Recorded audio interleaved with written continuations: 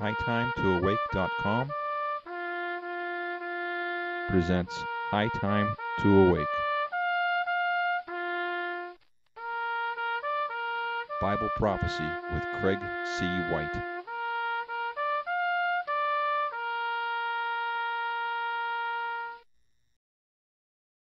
Today's study is titled Dubai, a Case for Mystery Babylon.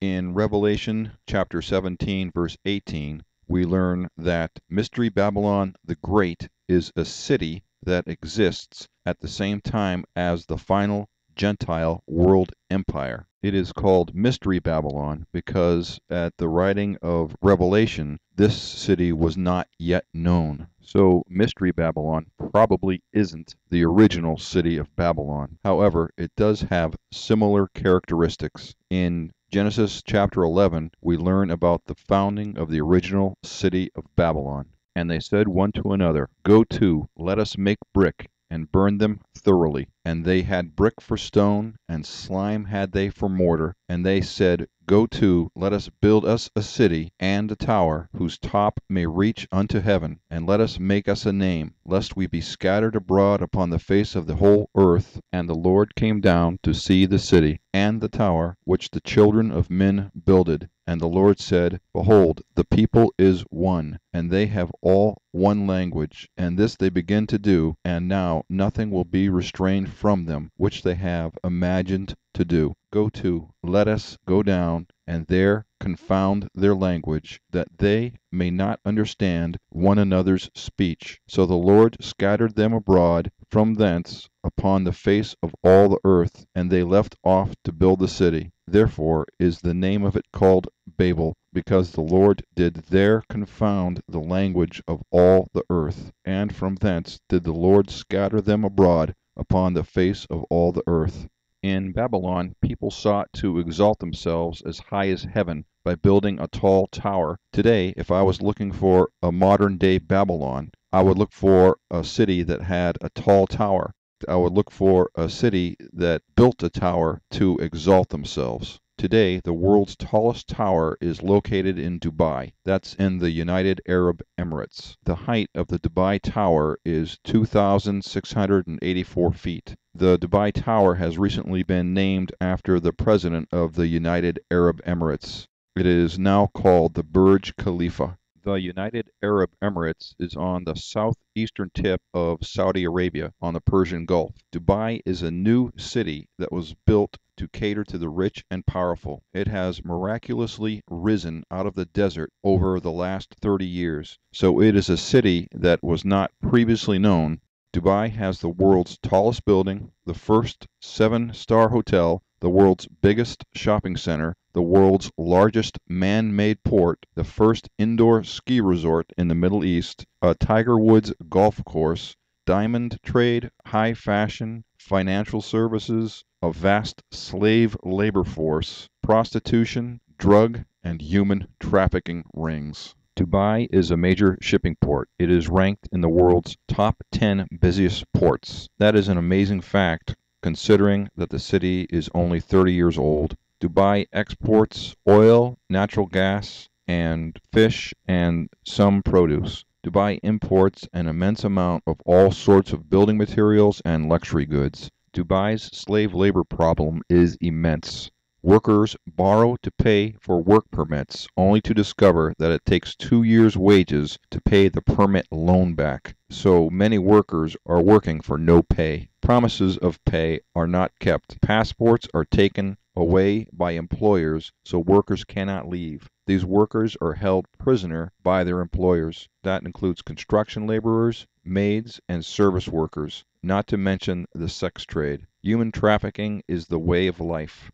If any person in Dubai does not pay their debts, they are thrown into prison, and many are thrown into prison. Some 300,000 construction workers are housed in vast slavery camps in Sonapur. They are packed into minimal housings without electricity, without running water or sanitation. The conditions are unbearably hot, crowded, and insect and disease infested. These workers are overworked in the hot Saudi desert. Thousands die every year. No one knows exactly how many because deaths are not reported. Prostitution is a big part of Dubai society. These women are also enslaved. Prostitutes can be found in bars, hotel lobbies, restaurants, mall gift shops, beaches, gas stations, grocery stores, labor camps, and everywhere else. Sex trafficking rings are sanctioned by the government. Their presence entices the rich and powerful, local citizens, and visitors into Dubai's opulent net. Dubai is a city founded on a promise of opulence, built by slave labor, supplied by luxury imports, and perpetuated by prostitution. Compare Dubai with the city that is spoken of in Revelation chapter 17. And there came one of the seven angels which had the seven vials, and talked with me, saying unto me,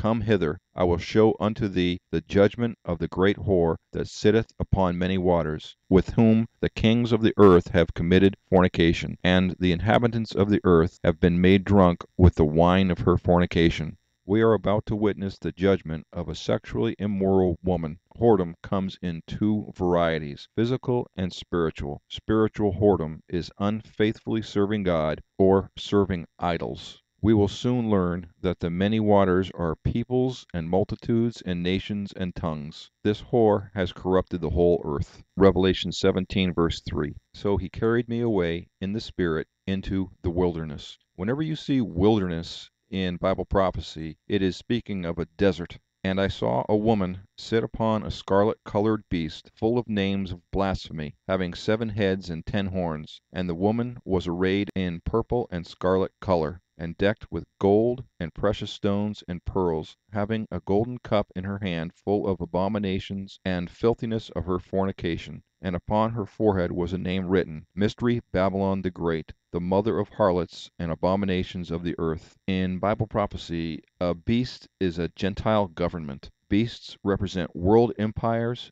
nations, also confederacies of nations. The 7 heads represent 7 Gentile world empires. They are Egypt, Assyria, Babylon, Medo-Persia, Greece, and Rome, and also the final one world government on earth during the 7-year period called the Great Tribulation. The woman has prominence in all these world empires. She fosters sexual immorality and rebellion from God. The 10 horns are 10 kings that rule over the final world empire. This woman is dressed in costly apparel. The cup holds her deeds, which are filthy. She has spawned many others that are unfaithful to God, from individuals, governments, and religious systems. Verse 6. And I saw the woman drunken with the blood of the saints, and with the blood of the martyrs of Jesus. And when I saw her, I wondered with great admiration. Throughout history, there has always been a spirit of antagonism towards the people of God. It may be that during the Great Tribulation period that the city may be responsible for the beheading of every person who doesn't receive the mark of the beast. Revelation 17 verse 7. And the angel said unto me, Wherefore didst thou marvel? I will tell thee the mystery of the woman, and of the beast that carrieth her, which hath the 7 heads and 10 horns. The beast that thou sawest was, and is not, and shall ascend out of the bottomless pit, and go into perdition. And they that dwell on the earth shall wonder, whose names were not written in the book of life from the foundation of the world, when they behold the beast that was, and is not, and yet is. This verse is speaking about the beast, not the woman. This beast represents world empires throughout time. For over 2,000 years, the world hasn't seen a world empire, but during the end times, there will be one final Gentile world empire. The beast is the final Gentile world empire. It will be demonically empowered and be quickly abolished. Satan will give the world leader his power. I say that this beast will be the final Gentile world empire because there will be another world empire after the final Gentile world empire, and that is the world empire that Jesus Christ rules over himself and will last forever and ever. Revelation 17 verse 9. And here is the mind which hath wisdom. The 7 heads are 7 mountains, on which the woman sitteth, and there are 7 kings. 5 are fallen, and one is, and the other is not yet come. And when he comes, he must continue a short space. And the beast that was and is not, even he is the eighth, and he is of the seven, and goeth into perdition. At the time of the writing of Revelation, around 95 A.D., 5 world empires had passed. One was in power, that's the Roman Empire, and the final Gentile world empire was yet to come. The eighth head is an individual. He is a king that receives authority over the world empire. He rules for a short time and is tossed into the lake of fire. The Antichrist will not be the king of the final Gentile world empire at first, but he will manipulate his way onto the throne and eventually gain authority over the entire empire. So the final Gentile world empire is the seventh head, and the Antichrist alone is the eighth. Revelation chapter 17, verse 12. And the 10 horns which thou sawest are 10 kings, which have received no kingdom as yet, but receive power as kings 1 hour with the beast. These have one mind, and shall give their power and strength unto the beast. These shall make war with the Lamb, and the Lamb shall overcome them. For he is Lord of lords, and King of kings, and they that are with him are called and chosen and faithful. Notice that the 10 kings have not yet received a kingdom. This indicates that their kingdom is a new earthly entity not yet seen in the world. The 10-king council will combat Israel, believers in Christ, and Jesus himself. These 10 kings rule over the final Gentile world empire. They rule with the Antichrist over the final world empire. These 10 kings do not represent kings over ancient world empires. This study is continued in Dubai, A Case for Mystery Babylon, Part 2. To read my full commentary, go to hightimetoawake.com. You may also contact me through the website, as well as check out my new book. Thanks. Hello, this is Craig C. White. Please check out my website at hightimetoawake.com. And while you're there, check out my new book, High Time to Awake, 7 Misinterpreted Bible Prophecies.